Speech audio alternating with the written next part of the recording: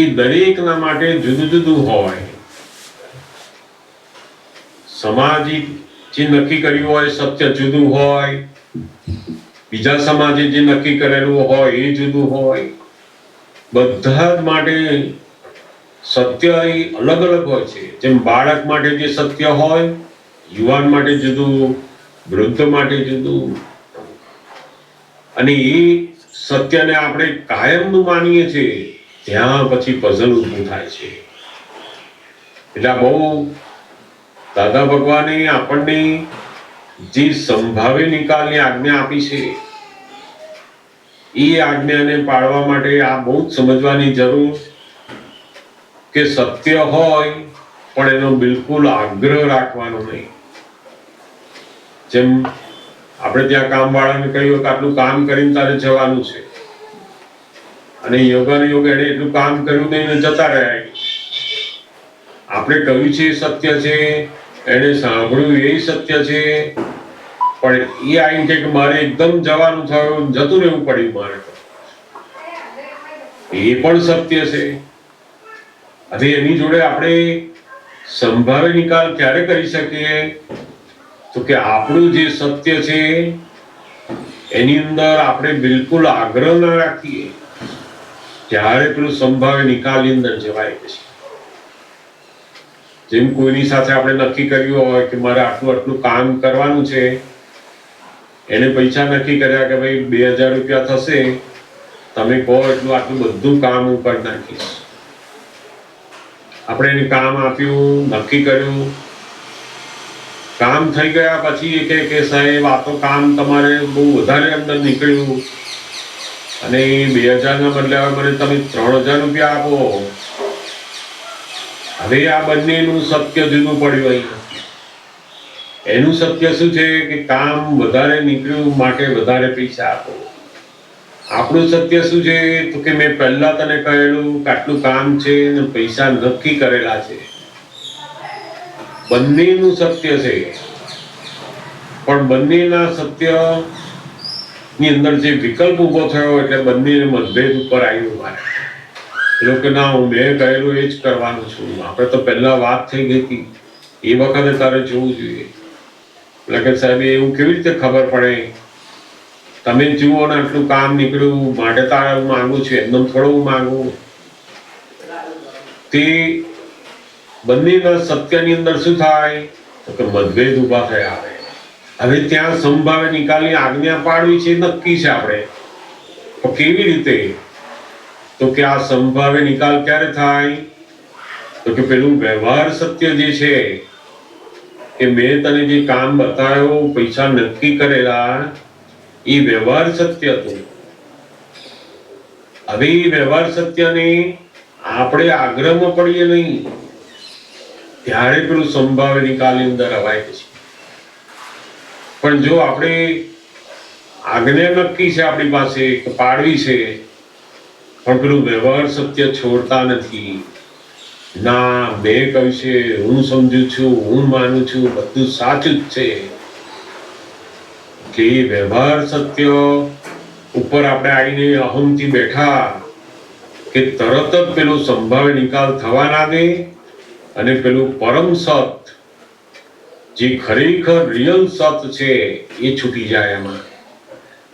એટલે દાદા ભગવાન અહીંયા બહુ જ આપણને સરસ સમજાવે છે આમાં કે વ્યવહાર સત્યનો બિલકુલ આગ્રહ ના હોય પછી જ પેલી આજ્ઞા પાડી શકાય છે. સમજાયું? બહુ ઘણીવાર આ સંભાવે નિકાલની જે આજ્ઞા છે એની આપણને બધાને આજ્ઞા પાડવી છે, નક્કી છે. બધાની ભાવના આજ્ઞા પાડવાની તો સજ્જડ છે, પણ કઈ કઈ જગ્યાએ શા માટે આજ્ઞા નથી પડાતી એનું કેલ્ક્યુલેશન નથી આપણે કાઢતા. કે મને કઈ કઈ જગ્યાએ શાના કારણે મને આજ્ઞા ના રહી, એમાંનું આ સૌથી મોટું કારણ શું છે તો કે પેલું વ્યવહાર સત્ય ઉપર આપણે બેસી જઈએ છીએ. એટલે બહુ સમજવા જેવી બાબતો છે આની અંદર. અને તમારામાંથી જે પ્રશ્ન હોય એ આપણે આના લેતા જઈએ, જરૂરથી પૂછાય. હા પૂછો. જય સચ્ચિદાનંદ. અશોક કાકા, આપણે તમે હમણાં આવું કીધું ને કે એમનું પણ વ્યવહાર સત્ય હોય અને આપણો પણ એક વ્યવહાર સત્ય હોય, તો આપણે એ વખતે એવું વિચારવાનું કે સંભાવે નિકાલ કરવો છે એ આપણે એ યાદ રાખીને આપણે જે હોય એ માન્ય રાખીને આગળ ચાલવાનું, એનાથી આપણાથી આજ્ઞા પડાશે. તો એવું પછી અશોક કાકા બહુ વાર થતું હોય તો એનાથી પછી એવું થઈ જાય, આપણું માઇન્ડસેટ એવું થાય કે આ વ્યક્તિને આદત પડતી જાય, પછી આપણને અંદર પાછું હર્ટ થાય એ અલગ, અને આજ્ઞા પાડી તો દઈએ એક વખત પણ પછી અંદરથી પાછું આપણને એવું થયા કરે કે આ તો આવું જ હોય છે એમ. તો એવું આપણે ક્યાં સુધી કરવાનું? એમાં કયું સારું કહેવાય? આપણે કરવું સારું કહેવાય? અંદર બુદ્ધિ આપણને કે કરે કે દર વખતે મારે જ સહન કરવાનું. આજ્ઞા તો પાડીએ આપણે, પણ પેલી બુદ્ધિ પાછી હોય ને અંદર, એટલે બુદ્ધિ વ્યવહારમાં શું કે એવું તો ચાલતું હશે, એવું તો ચાલતું હશે, એટલે બુદ્ધિ પેલા વ્યવહાર સત્ય ની પકડમાં આપણને લાવે કે એમને સમજવું તો જોઈએ જ નહીં, એમને સમજવું તો જોઈએ જ નહીં. એટલે બુદ્ધિ શું કરે તો કે પેલા વ્યવહાર સત્યના આગ્રહમાંથી આપણને બહાર નીકળવાના, અને જેવા આપણે આ વ્યવહાર સત્યને છોડીએ ને આમ, એટલે પેલો અહમ અંદર દુઃખી થાય કે મારે સહન કરવાનું.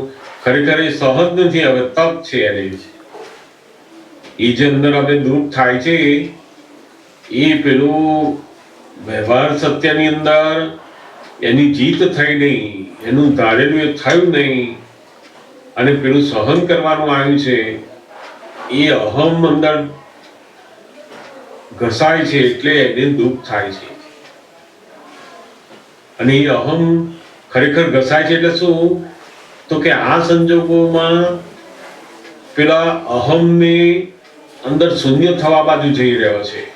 જેમ કોઈ આપણને ખરાબ કહ્યું એટલે તરત જ આપણને એવી સમજ પડવી જોઈએ કે આણે મને મારા વિશે ખરાબ બોલ્યો, એ મને શું કરે છે, પેલું સત તરફ, આત્મા તરફ મને લઈ જવામાં ધક્કો માર્યો. એને આ રિલેટિવને ખરાબ કહ્યું એટલે તરત આપણે ક્યાં જવું જોઈએ તો કે રિયલમાં જવાનું, તો હું શુદ્ધાત્મા છું, મને ક્યાંય કહ્યું જ નથી આ. એટલે રિલેટિવની અંદર આપણું ધાર્યું થાય નહીં, આપણે દુઃખ થાય કે આવો કયો સંભાળ નિકાલ કરવાનું, દર વખતે મારે સહન કરવાનું, તે પેલો અહંકાર અંદર સહન કરે છે ને એટલે એને દુઃખ થાય છે. પણ એ અહંકાર ઘટાડવા માટેનો આ પ્રયોગ છે. આ સંભાવ્ય નિકાલ, એ પેલો અહંકારને દુઃખ થાય, તપ થાય છે, અને આપણે સંભાવ્ય નિકાલમાં જઈએ છીએ. એટલે જગતના લોકો માટે એનો અહમ સંતોષાય ને એટલે ખુશ થાય. જો હવે મારે મેં કહ્યું સાચું માન્યું, હવે પેલા 4 જણે સમજાયા ને એટલે સાચું માન્યું. હવે એમને ખબર પડી, પહેલા માનતા નહોતા મારી વાત, તે એનો અહમ મોટો થાય છે અંદર. જેનો સત્ય પોસાયો કે જો મારું સત્ય થયું એટલે એનો અહમ વધ્યો, એના માટે પેલું આત્માનું પોઈઝન થઈ ગયું અને અહમનું વિટામિન થઈ,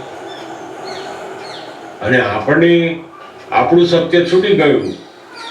સત્ય હતું પણ આપણે આગ્રહ ના રાખ્યો, છૂટ્યું, સંભાવ્ય નિકાલમાં આવ્યા. એટલે આપણા અહંકારને શું થયું તો કે દુઃખ લાગે છે, એટલે તપ લાગે છે, ઓછો થાય છે. પણ એ પેલું શુદ્ધાત્માના માટે આજ્ઞા ધર્મ પાડ્યો એટલે એ પોઈઝન નાથ બન્યું, એ ત્યાં અમર થયા. આપણે સમજાય ને, આપણે સત બની જઈ રહ્યા છીએ એટલે પેલું વ્યવહારમાં પેલા અહમને બુદ્ધિને દુઃખ થાય કે સારું બધા રહેવાનું કે હા, કારણ કે આપણે એમનાથી છૂટવું છે.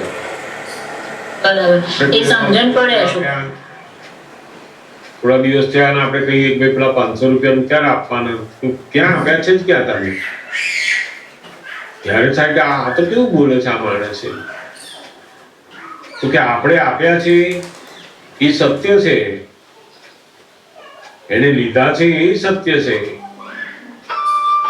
હવે એની દ્રષ્ટિએ આપણે જોઈએ તો એ કે મને આપ્યા જ નથી તમે, તો એના માટે એ સત્ય છે. હવે આ બંને સત્ય જે છે એ બંનેના જુદા જુદા વ્યૂ પોઈન્ટ છે. હવે ભગવાનને ત્યાં આ બે સત્ય ને રિલેટિવ સત્ય કહેવામાં આવે છે. વ્યવહાર સત્ય છે, એ જૂઠું બોલ્યો તો એનું કર્મ એને બંધાશે, તમે સાચું બોલ્યા તો તમને સાચાનું ફળ મળશે. પણ જો મોક્ષે જવું હોય તો આ બંને વ્યવહાર સત્યને મૂકી અને પેલા સત્યની અંદર આવો કે આ વ્યવસ્થિત છે. આ સંભાવે નિકાલ મારા હિસાબ એની સાથે ઋણાનુબંધ જ એવા હશે કે જેથી કરીને આજે લઈ ગયો છે અને એની જોડે હવે હું વેર ના બાંધું, એ પરમ સત ઉપર આયા આપણે. એનાથી પુણ્ય અને પાપ બંધાય અને આ પરમ સત ઉપર આવી આપણે એની અંદર આ પાપ અને પુણ્ય બંનેથી છૂટીને મોક્ષે જવાય છે. એટલે અંદર આપણો જે ઇગોઇઝમ છે, આપણી બુદ્ધિ છે, અંદર તો દુઃખ થયા કરે. અને એ દુઃખ શેનું છે તો કે ફાઇલ નંબર 1 નો જેટલો પેલો રિલેટિવ અહમ છે, દુઃખ જે છે એ શાનું છે? અહંકારનું છે, આપણું ન હોય. પોતાનો અહમ, પોતાની વાત, પોતાનું સાચાપણું એ બહાર સાચું થયું નહીં માટેની અસર છે. સમજાને? એટલે હવે એ તપમાં કન્વર્ટ થયું. હવે તો નથી કરતા. સહન કરવાનું ક્યાં આવે તો કે આપણે એના વિશે અંદર મન બગાડીએ અને બહાર કશું બોલીએ નહીં, એ સહન કર્યું કહેવાય. અહંકાર શું કરે? બહાર બધું નાના કઈ વાંધો નહીં, તમે બોલ્યા કશો વાંધો નહીં, થઈ ગયું કશો વાંધો, બધું બહારનું શું સરસ બોલતા હોય અને અંદર એનું મન એટલું બગડતું હોય કે આવા સારા માણસો આમ તેમ, એને જોઈ લઈશું, ફરી આવે ત્યારે બતાવીશ, એના સંજોગ આવશે ત્યારે આમ કરી, અંદર બધું જુદું ચાલતું એનું મન અને બહાર એનું સારું દેખાય છે એટલે એ સહન કરે છે. જ્યારે આપણે સહન નથી કરતા, આપણે તો અંદરનું બગડવા નથી દેતા, કારણ કે આપણને ખબર છે કે મારા કર્મના હિસાબે આ ફાઇલ ભેગી થઈ અને મારા હિસાબના અધીન વર્ત્યો છે, નિમિત્ત છે. એટલે મન બગડ્યા વગર જે સહન થાય છે એ તપ કહેવાય છે. આપણું અંદર મન બગડતું નથી અને બુદ્ધિ અંદર બુમાબુમ કરે, પેલો અહંકાર બુમાબુમ કરે છે, એનું છે આગળ. પણ એ તપમાં જાય છે. એનાથી શું થાય તો કે પેલો સાચાપણાનો અહંકાર ઘટતો જાય, ઘટતો જાય. જેટલો હું સાચો છું, મારી વાત સાચી છે, મારું વર્તન સાચું છે, એમાંથી બહાર નીકળે ને ત્યારે પેલું શુદ્ધાત્માનું લક્ષ, શુદ્ધાત્માની આજ્ઞાઓ, એનો અનુભવ બધું એમાં જાય છે. એટલે છે ને અશોકા, છેલ્લામાં છેલ્લું પરમ સત ઉપર આવવાની વાત છે. જગતના સત્ય એ સત્ય છે ખરા, પણ એનો આગ્રહ જો કર્યો તો તમે મોક્ષ માર્ગ ઉપર ચડી શકો નહીં. કેટલાય લોકો તમે જોશો તો બધા જ ઇતિહાસો પણ જેના બન્યા છે શેના છે? સત્ય અને અસત્ય ઉપર. કોઈ પણ ઇતિહાસ, કોઈનો પણ ઇતિહાસ લાવો જુઓ તો એનું મુખ્ય કારણ શું છે તો કે આ સત્ય અને આ અસત્ય. પણ એ સત્ય પોતાનું માનેલું સત્ય છે, એ બીજાને અસત્ય લાગે છે. એટલે દ્વંદ છે. તમે એકને સાચું કહો એટલે બીજું જુઠ્ઠું છે, બીજાને સાચું કહો છો તો પેલું જુઠ્ઠું છે. જ્યારે આ સત્ય અને અસત્ય બંને દ્વંદથી પર જ્યારે જ્ઞાનીની વાત સમજે, દ્વંદાતીત, આ બંને દ્વંદથી ઉપર, ત્યારે જ્ઞાનીની વાત, જ્ઞાનીની આજ્ઞા એ આપણી સમજમાં આવે છે. સત્ય એ કાયમ માટેનું સત્ય હોતું જ નથી. જેમ આપણા ઇન્ડિયાની અંદર 500 રૂપિયાની નોટ હોય તો એ આપણા માટે સત્ય છે, અને આપણે ફોરેનમાં ગયા ની 500 રૂપિયા આપીએ પેલાને કે આ વસ્તુ આપવા નથી, તો પેલો કે આ તો ના ચાલે અહીંયા. આપણે છે કે આ તો કરન્સી છે, કેમ ના ચાલે?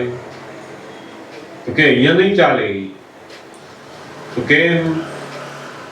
તો કે સત્ય છે, 500 રૂપિયા છે, કરન્સી છે, સત્ય છે, પણ એ ક્ષેત્રના અધીન છે, ટાઈમના અધીન છે, ભાવના અધીન છે, દ્રવ્યના અધીન છે. આ ચારેયના અધીન એ પેલું સત્ય રહેલું છે. બીજા ક્ષેત્રમાં બીજા સમયની અંદર આપણે જઈએ તે સત્ય હોય નહીં. જેમ ઓફિસમાં ગયા ને આપણે મેનેજર છે, આપણે જોબ કરતા હોય તો ત્યાં આપણે બોસ છે, હોસ્પિટલમાં ડોક્ટર છે, નર્સ છે, પણ ઘેર આવ્યા પછી તો કે સત્ય બદલાઈ જાય છે. આપણે ડોક્ટર છે એ સત્ય છે, પણ ક્યાં? તો કે હોસ્પિટલની અંદર. આપણે ટીચર છે એ સત્ય છે, પણ એ સ્કૂલની અંદર. અને ઘરે આવ્યા પછી તો કે આપણે મધર છે એ સત્ય આવ્યું. સત્ય એ બદલાતું જ હોય છે, સંજોગોના અધીન છે. કાયમ માટે એક જ સત્ય બધા સમયની અંદર બધી જગ્યામાં હોય નહીં. એટલે આ બહુ જ, જો આ સમજ આવી જાય ને તો મોટા ભાગની બધી પઝલ છે એ ઉકેલાઈ જાય. દાદા કે ને બહુ જે લોકો સત્યના ઉપર બહુ જ વળગી રહ્યા હોય ને એ દુઃખી જ હોય હંમેશા. નથી ઘણા લોકો હું તો ફલાણી વસ્તુ કોઈ જગ્યાએ બહાર ખાઉં જ નહીં એવું સત્યને વળગી રહ્યો તો ભૂખ્યો ને ભૂખ્યો રહ્યા કરે, અને એ ભૂખના લીધે જ કેટલાય રોગો ઉત્પન્ન થઈ જાય છે. પેલો બહાર હોટલમાં જમતો તો એને કશું રોગ ના થાય, અને આ બિચારો હાચવીને રહ્યો હોય તો એટલા રોગો થઈ ગયા હોય. પછી એને શું થાય? તો મેં તો આખી જિંદગી કોઈ દિવસ બહારની એક પણ વસ્તુ ખાધી નથી, આઈસ્ક્રીમ ખાધો નથી, કશું ખાધું નથી, મને પણ આવું થઈ ગયું. ત્યારે એને પછી એના કરતા તો સારું ખાધું હોત તો કે છે. એટલે પછી બધા લોકો નહીં કે ભાઈ ખાઈને મારવું સારું, પછી બધા એવું કરે, કારણ કે એ સમજી ગયા કે આ નથી ખાધું તો થાય છે, એના કરતા ખાઈને મજા કરવાનું કે છે. પણ વાસ્તવમાં છે શું? તો કે સત્યને તમે આગ્રહ રાખ્યો ને એ ભૂલ કરી. બહારનું નહીં ખાવું એ સત્ય છે, એનાથી આપણને આવા રોગ થાય, સત્ય છે.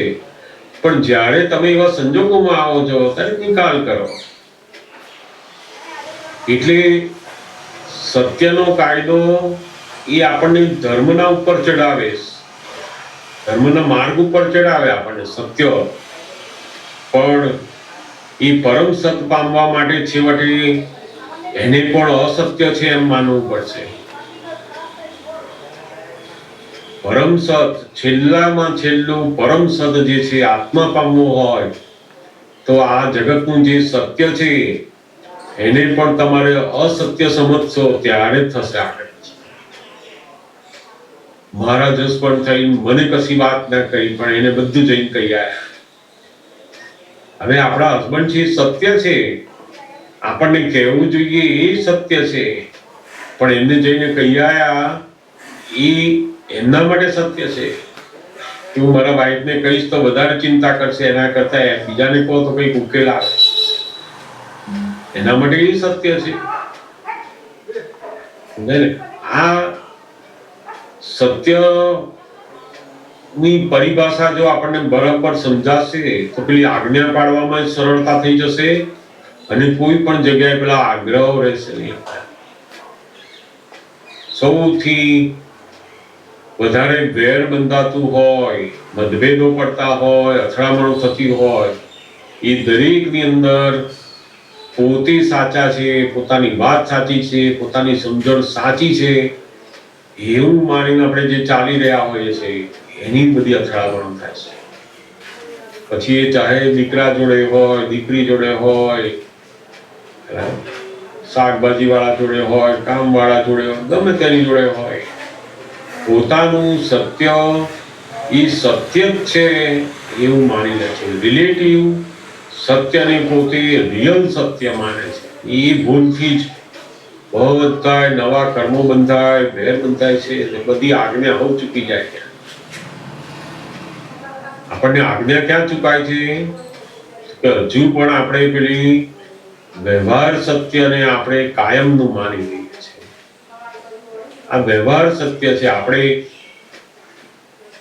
મહેશભાઈ છે એ પણ વ્યવહાર સત્ય છે. હવે આના ફાધર છે વ્યવહાર સત્ય છે. વ્યવહાર સત્ય એટલે શું? રિલેટિવ, ટેમ્પરરી બધું. અને એને આપણે જો સત માનીશું, આપણે જ ખરેખર એને રિયલ માનીએ છીએ, માટે દુઃખ થાય છે. જેમ કોઈ માણસ બોલે ને કે ઓહો મહેશભાઈ બિલકુલ તમને આ કામ સોંપેલું, આ મહેશભાઈને તો બિલકુલ કરી દે. અને ત્યાં મહેશભાઈ બેઠા હોય ને સાંભળે એટલે એમ થાય મેં તો કોઈ દિવસ તમારું બગાડ્યું નથી. હવે પેલા વાત કરતા હોય ને ત્યારે બધી અસરો થાય, પણ તરત કે પેલા ભાઈ મહેશભાઈ તમે નહીં, આ વડોદરા વાળા તમે છો ને, એ તો પેલા અમદાવાદના હતા, એ મહેશભાઈની વાત કરું. જો એટલું જ કહે ને એને તો તરત પેલી જે બધી અસરો હતી ને તરત જતી રહી, ગાયબ થઈ ગઈ એટલી વારમાં. તો શું ફેરફાર થયો? તો કે હું મહેશભાઈ છું, મારા વિશે કહે છે એને તમે સત્ય માનેલું છે અને એની અસર થઈ.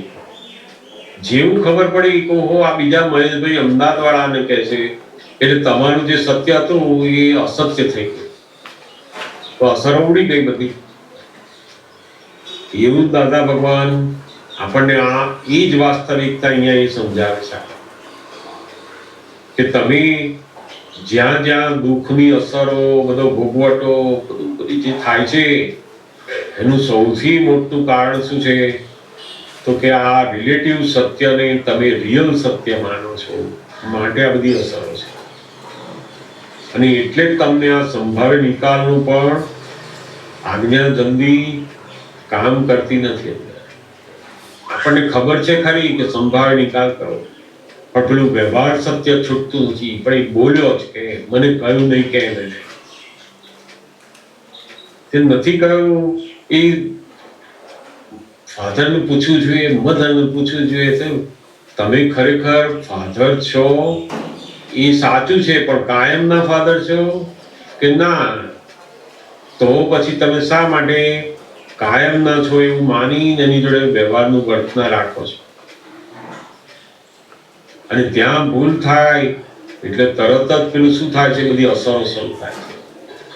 એટલે દાદા ભગવાન આ બહુ સુંદર વાત આપણને સમજાયેલી છે આમાં કે વ્યવહાર જે સત્ય છે એની અંદર બિલકુલ આગ્રહ નહીં રાખો તો પેલો સંભાવ્ય નિકાલ બહુ સરસ થશે. સત્ય છે ખરું, પણ એ સત્યને જો આપણે પકડ્યું તો પછી વેર બંધાવાનું શરૂ. સાચું કહી દો, સાચું કહી દો. દાદા ભગવાન કહે ને કે સાચું તો આપણને ખરેખર ખબર જ નથી કે સાચું કોને કહેવાય. જ્ઞાની પુરુષો સત્ય કોને કહે છે? તો કે એની અંદર 4 વસ્તુનો ગુણાકાર હોય ત્યારે એને સત્ય કહેવાય. સત્યની જોડે અને ત્યાં ભૂલ થાય એટલે તરત જ પેલું શું થાય છે? બધી અસરો શરૂ થાય છે. એટલે દાદા ભગવાન આ બહુ સુંદર વાત આપણને સમજાયેલી છે આમાં કે વ્યવહાર જે સત્ય છે એની અંદર બિલકુલ આગ્રહ નહીં રાખો તો પેલો સંભાવ્ય નિકાલ બહુ સરસ થશે. સત્ય છે ખરું, પણ એ સત્યને જો આપણે પકડ્યું તો પછી વેર બંધાવાનું શરૂ. સાચું કહી દો, સાચું કહી દો. દાદા ભગવાન કહે ને કે સાચું તો આપણને ખરેખર ખબર જ નથી કે સાચું કોને કહેવાય. જ્ઞાની પુરુષો સત્ય કોને કહે છે? તો કે એની અંદર 4 વસ્તુનો ગુણાકાર હોય ત્યારે એને સત્ય કહેવાય. સત્યની જોડે એ પ્રિય હોવું જોઈએ, હિતવાળું હોવું જોઈએ, મિતવાળું હોવું જોઈએ અને સત્ય હોવું. આ ચારેય વસ્તુનો ગુણાકાર હોય ત્યારે એ વાતને આપણે સત્ય તરીકે કહી શકીએ. પ્રિય હોય, કોઈને કહીએ તો એ સત્ય એને સાંભળવાનું ગમે એવું હોય, એવા શબ્દો હોય. પછી હિત વાળું હોય, એનું હિત થાય એવી રીતના હોય. આપણે એની કોઈ વાત સત્ય કહીએ પણ એને એટલી બધી ઊંધી અસર થાય કે ઘણા લોકો એ પોતે ડિપ્રેશનમાં જાય અથવા તો એ કોઈને કોઈ આપઘાત કરી નાખે, કોઈને કંઈ થઈ જાય. સત્ય છે પણ એનું હિત કર્યું નહીં તમે. પછી આગળથી મિત હોય, મિત એટલે એને પ્રમાણસર સત્યની વાતો 1 કલાક સુધી કરે ને પેલા રવા દે, બધું સત્ય મારે સાંભળવું નથી, થાકી જાય. કેમ? તો કે મિત નથી અંદર, પ્રમાણ નથી. ઘણા લોકો એકદમ ઉંમરવાળા લોકો હોય, પેલાના મોંઘી વસ્તુ લઈને આવો તો એ બોલ કરે છે, આટલી મોંઘું લાયા, અમે આમ કરતા હતા, અમે તેમ કરતા હતા, અમારા જમાનામાં આમ હતું. કોઈ સાંભળતું જ નથી એ સત્યને. હવે એ તમારા સમયમાં તમારા માટે એ સત્ય હતું, પણ આજના યુવાનો માટે એ સત્ય નથી. તો મિત વાળું જોઈએ, પ્રમાણમાં જોઈએ. એટલે જ્ઞાની પુરુષોએ તો ખરેખર સત્યને આ 4 ગુણાકાર હોય ત્યારે જ એને સત્ય કહેવાય છે. એટલે બહુ કહેતા કે ઘણીવાર લોકો એકદમ નેકેડ સત્ય બોલે, નગ્ન સત્ય. હું તો જેમ હોય ને એમ જ કહી દઉં, ગમે તેટલા બેઠા હોય તો હું કહી દઉં. તે પેલા બધા જાણે કે આનું ઠેકાણું નથી. બોલાવે જ નહીં કોઈ, બહારથી માન આપે પણ અંદરથી કોઈ જ્યાં ને ત્યાં વેર બાંધે. તે ઘરના કે આટલા બધા બેઠેલા કોઈ બોલતું નથી, તમારે શું છે તો તમે બોલો છો. આખી દુનિયામાં જાણે એને જાણે બધા ઉપર વિજય લેવાનો એમ ઝંડો લઈને ફર્યા કરે. તે પછી એના છોકરાનું લગ્ન કરવાનું ને ભાઈ અમને ત્યાં છોકરી ના અપાય, આ તો આમનું તો વ્યવહાર કેવો છે. તે પછી ઘરના કે આ જો તમે બહુ સત્ય બોલ કરો છો ને, આ બધા દુઃખી છે ઘરમાં. આ બધી હકીકતો જીવનની હોય છે. તો કે કેમ? તો કે નેકેડ સત્ય, દાદા ભગવાન કહે ને નગ્ન સત્ય, બધી વાતો ના બોલાય. કોઈને નગ્ન સત્ય એ તમારા માટે છે, પણ તમે એની અંદર હિત, મિત, પ્રિય લાગે એવું નથી તો એવું ના કહેવાય. એટલે બહુ સુંદર દાખલો આપતા કે આપણી મધર હોય એને કહે કે તું મારા બાપાની બહુ છું, તો બધા ખ્યાલ આવું તો બોલાતું હશે. હવે ખરેખર છે તો એ જ નહીં કે એના ફાધરની વાઈફ છે, સાચું છે, પણ એ નગ્ન સત્ય કહેવાય. જેમ કોઈ માણસ આંખે દેખાતું ના હોય, આ કાણીઓ આવ્યો એવું બોલીએ આપણે, તો છે તો સત્ય, પણ એને દુઃખ થાય, સાંભળનારને દુઃખ થાય, બધાને થાય કે આવું કેવું બોલો છો આ. તો કે સત્ય એવું ના હોવું જોઈએ કે જે દુઃખદાયી હોય. એને ભગવાને સત્ય જ કહ્યું નથી. જે સત્ય બીજાને દુઃખદાયી થાય, જે સત્યથી હિંસા વધે, એને ભગવાને સત્ય કહેતા જ નથી.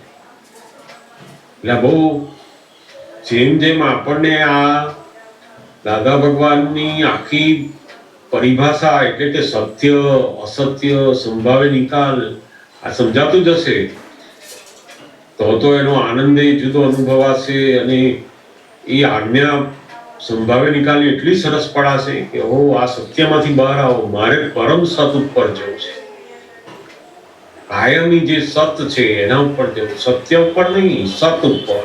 એટલે તો સચ્ચિદાનંદ, સત, ચિત અને આનંદ લઈએ છીએ આપણે. સત ઉપર આવીએ છીએ, સચ્ચિદાનંદ, સત્ય ઉપર નહીં. બહુ જેમ આની સમજણ વધતી જશે ને એમ બહુ જ સરસ રહેશે અને આ પઝલ જ નહીં થાય. સમજાયું ને? શું કાકા એટલી આ તો પૂછ્યો. સંભાવે નિકાલ વાળા સ્ટેજ પર તો પહોંચી જતા હતા, પણ પછી તમે કીધું ને જે બુદ્ધિ વાળો એ સ્ટેજ જ આવતો હતો.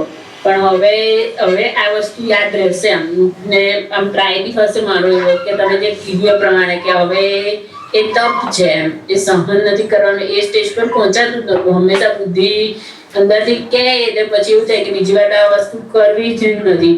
અને એટલીસ્ટ એ કરીએ પણ ખરા બીજી વાર પણ હવે નિકાલ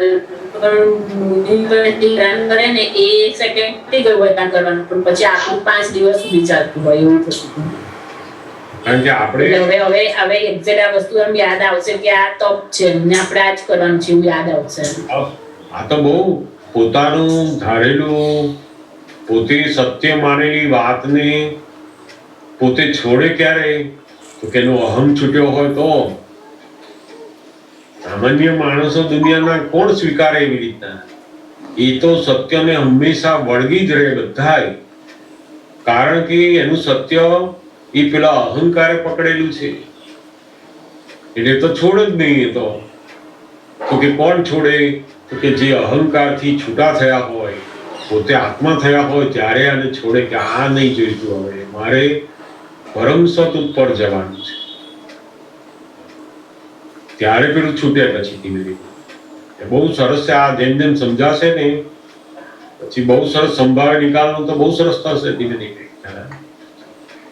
જેમ જેમ આ સત્ય અસત્યની વાત એના આગ્રહમાંથી બહાર નીકળ્યા કે પેલી જ્ઞાનીની આજ્ઞા પાડવા એકદમ સરળતા થઈ જશે. ઘણી બધી જગ્યાએ આપણને આ સંભાવે નિકાલ કરવો છે પણ થતો નથી. એનું કારણ શું? તો કે મારે મારા સત્ય ઉપર વળગી રહેવું છે. વ્યવહારનું જે સત્ય છે એને આપણે છોડવું નથી. એટલે પેલો અહંકાર જે છે વ્યવહાર સત્યનો એ છૂટતો નથી, અને પેલી બાજુ સંભાવે નિકાલ કરવો છે એ કરવા દેતો નથી. એટલે આ વ્યવહારની અંદર તમે જેવું સત્ય છોડ્યું એનો આગ્રહ છોડ્યો કે પેલો અહંકાર બુમા બૂમ કરે, બુદ્ધિ બુમા બૂમ કરે, કારણ કે એને તો ફાવે નહીં ને, એનું મરણ થઈ રહ્યું છે, અહંકારનું મરણ થઈ રહ્યું છે, એટલે એ બૂમો પાડે છે કે મને કેમ પકડ્યું, મારું કેમ છોડી દીધું તમે. ધીમે ધીમે આપણને સમજાશે ઓહો આ વ્યવહાર સત્ય છૂટે છે ને ત્યારે જ પેલું પરમ સત પ્રગટ થાય છે. આ છૂટે નહીં ત્યાં સુધી પેલું પ્રગટ થાય નહીં. અને આ દુનિયામાં કેવું છે કે બધાય જુદા જુદા સત્ય જ છે, એમાં અસત્ય હોતું જ નથી. ખરેખર 360 ડિગ્રી જેમ છે આખી, એમાં કોઈ 50 ડિગ્રી ઉપર હોય, કોઈ 60, 70, 80, 200, અને એ પોતાની ડિગ્રીથી દરેક વસ્તુ જુએ છે એ એના માટે સાચી છે. જે લોકો